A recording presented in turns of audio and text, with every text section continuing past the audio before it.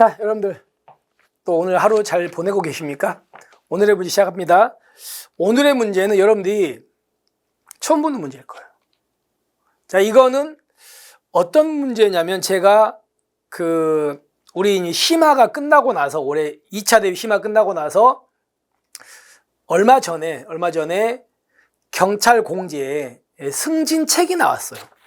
그래서 거기에 들어간 내용들은 제가 나중에 한번에 특강해드린다고 얘기했죠. 그 문제입니다. 그 문제에 대한 거거든요. 그래서 이거는 여러분 꼭 숙지하셔야 돼요. 처음 보는 걸 거니까. 그리고 여러분들 이제 조만간 우리가 1단계 문제풀이 1단계가 개강되는 거 아시죠? 저는 이제 내 친구라는 요약집으로 수업을 하는데 대신에 이제 진도별 문제풀이 문제집이 나와요. 근데 여러분들이 그 진도별 문제풀이 집에는 이번에 그 경찰 공제책에 새로 들어간 내용들이 다 집어넣어 놨거든요. 필요한 것들은. 그러니까 여러분들이 그 진도별 문제풀이 집은 반드시 꼭 풀어보시기 바랍니다. 그걸 제가 수업을 꼭 들어야 된다 이렇게 말씀은 제가 말하기는 어렵고 여러분들이 그건 판단할 문제고, 근데 거기 있는 문제를 새로 들어간 문제들이 조금 몇십 문제 있거든요. 그래서 그런 문제들을 꼭 풀어보셔야 돼요. 아시겠죠? 꼭 풀어보십시오. 자, 그러면 이제 범죄 피해자 보호법, 우리가 범죄 피해자 보호법이 작년에 한 번 나왔습니다. 나왔는데 여기서 이제 올해 공제책에 좀 더 많이 추가됐거든요. 그런 내용들을 우리가 문제화 시킨 거예요. 그럼 가볼게요. 자, 여러분 범죄법 이름이 뭐라고요? 범죄 피해자 보호법이야. 그럼 범죄 피해자 보호법은 범죄 피해를 당한 사람 있잖아. 당한 사람을 보호하는 법이잖아요. 그래서 범죄 피해를 당한 사람한테 돈을 주는 거예요. 국가가 보호를 못했으니까. 그래서 자, 첫 번째 구조 대상 범죄 피해. 그러면 어떤 범죄 피해를 구조해 주냐 이거지. 이 법에서. 첫 번째, 대한민국 영역 안에서 또는요 대한민국 영역 밖에 있는 대한민국의 선박이나 항공기 안에서, 그죠? 해결인 사람의 생명이나 신체 해치는 범죄입니다. 신체, 재산 안 들어가. 생명 또는 신체 해치는 죄에 해당하는 행위로 인해서 사망하게 하거나 장애 중상이 입은 거. 그러니까 생명, 신체 해치는 이런 죄로 인해서 어떤 사람이 죽거나 장애가 발생한 중상이 입었다는 겁니다. 이런 사람들 뭐 한다? 구조해 주는 거야. 구조. 이 피해자, 그 범죄 피해자 보호법은. 자, 그러면 다시 한번 보세요. 사람의 생명 또는 신체를 해치는 죄에 해당하는 행위로 인해서 사망, 장애, 중상 입은 것을 말한다고 돼 있어, 그죠? 이런 걸 우리가 뭐라고 한다? 구조 대상 범죄 피해라고 하고, 이런 피해 입은 사람을 구조해 주는 거야. 됐죠? 자, 그러면 봅시다. 두 번째. 이 지문은 아까 봤던 이거를 그대로 써놓은 거야. 이게 있어야 같이 봐요. 여러분들 이해하기 편해서. 합니다. 그러면 여기 보시면 대한민국 여기서 사람의 생명, 신체를 해치는 죄당 행위로 사망이나 장애, 중상이 입은 것을 우리가 구조 대상 범죄 피해라고 하잖아. 그러니까 이런 사람 구조해 주는 거잖아요. 그러면 뭘로 인해서 이런 걸 입어야 돼요? 사람의 생명 또는 신체를 해치는 죄에 해당한 행위로 피해를 입어야 될 거 아닙니까? 그죠? 그러니까 여러분 예를 들어서 사람의 생명 또는 신체를 해치는 범죄는 당연히 살인 들어가겠죠. 살인으로 누가 죽었어. 그럼 그거 구조해 줘야 돼요. 자, 그러면 첫 번째 갑니다. 여기서 사람의 생명, 신체를 해치는 죄에 해당하는 행위에는요, 형법 구조에 썼죠? 형사미성년자. 이겁니다. 14세 미만자가 사람을 죽인 거예요. 어떤 A라는 사람이 죽었는데 뭐 때문에 죽었다고요? 형사미성년자 행위로 죽은 거야. 그러니까 여러분 형사미성년자는 책임이 없으니까 범죄가 아니잖아요. 하지만 형사미성년자 행위로 죽은 이 사람도 이것도 이 법에 따라서 구조해줘야 돼, 안 해줘야 돼?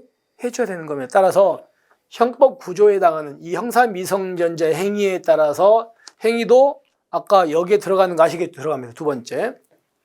10조 1항 제가 써놨죠? 심신장애로 인해서 사물을 변별할 능력이 없거나 의사결정 능력이 미약한 자 행위. 이 사람은 처벌 안 하잖아요. 이런 사람의 행위에 따라서 처벌되지 않은 행위 있죠. 이런 사람 처벌 안 되잖아. 이런 사람의 행위로 누가 죽거나 장애 중상을 입었습니다. 그러면 그때는 구조 안 해준다. 그 사람도 해줘야 된다? 해줘야 됩니다. 아시겠죠? 해줘야 됩니다. 따라서 여기 보세요. 이 행위에는 형사 미성년자 행위도 들어가고 이 사람 행위도 여기 들어가는 거 아시겠습니까? 아시겠죠? 그러니까 해주라는 얘기야. 이것 때문에 피해 입은 사람들. 됐죠? 그렇게 해서 정리하시면 됩니다. 그 다음에 이제 세 번째 갈게요. 여기서 사람의 생명도 시체를 해치는 죄당한 행위. 이 행위는 여기 보세요. 행위에는 형법 12조가 정할 수 없는 폭력이나 자기 또는 친족의 생명 시체 위해를 방어할 방법이 없는 협박에 의해서 강요된 행위라는 겁니다. 그러니까 예를 들어서 A라는 사람의 행위에 의해서 B가 이제 이런 피해를 입었어요. A라는 사람의 행위로. 근데 A가 이렇게 한 거야. 이런 게 한 거야. 그러니까 A가요.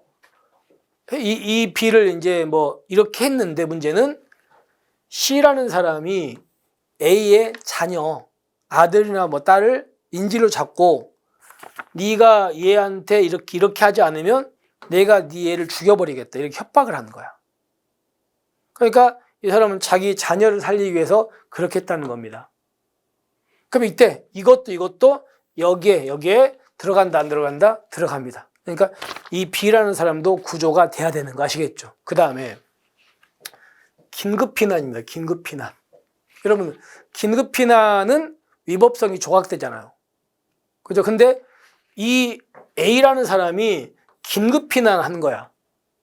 가지고 이 B가 이렇게 피해를 입었어요. 그러면 긴급피난을 한 이 행위도 여기에 들어간다 안 들어간다? 들어갑니다. 그러니까 이런 걸로 피해 입은 사람도 구조가 돼야 돼 안 돼야 돼? 돼야 되는 거예요. 아시겠죠? 여기까지 됐죠? 그럼 다 우리 아까 봤던 형사 미성년자 행위, 심신 상실자 행위, 그리고 이 행위, 이 네 가지는 여기에 들어가는 거 아시겠죠? 됐습니다. 그 다음에 이제 마지막 봅시다. 자, 보세요. 사람의 생명, 신체를 해치는 죄에 해당하는 행위인데 이 행위에는 법령에 의한 행위 또는 업무로 인한 행위, 기타 사회상규에 위배되지 않는 행위를 뭐라 그래요? 이거를 정당행위라고 하죠. 정당행위.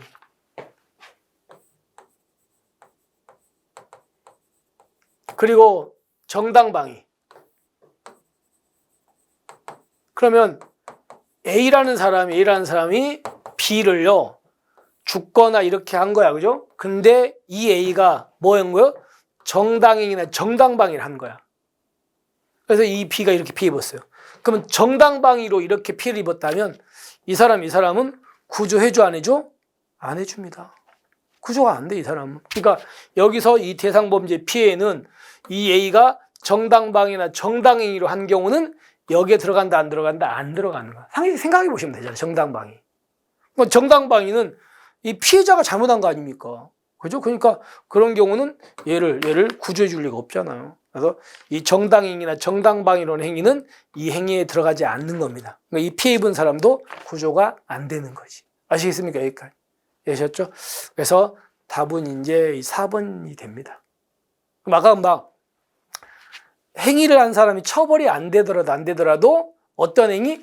형사 미성년자, 심신상실자, 정할 수 없는 행위들, 그리고 아까 금방 긴급피난 이 네 가지로 인한 건 행위자는 처벌이 안 되지만 피해 입은 사람은 구조가 돼야 되는 거야. 하지만 정당행위나 정당방위로 피해 입은 사람은 구조를 해줄 필요가 없는 거지. 됐습니까? 이렇게 가지고 확인하시면 되겠습니다.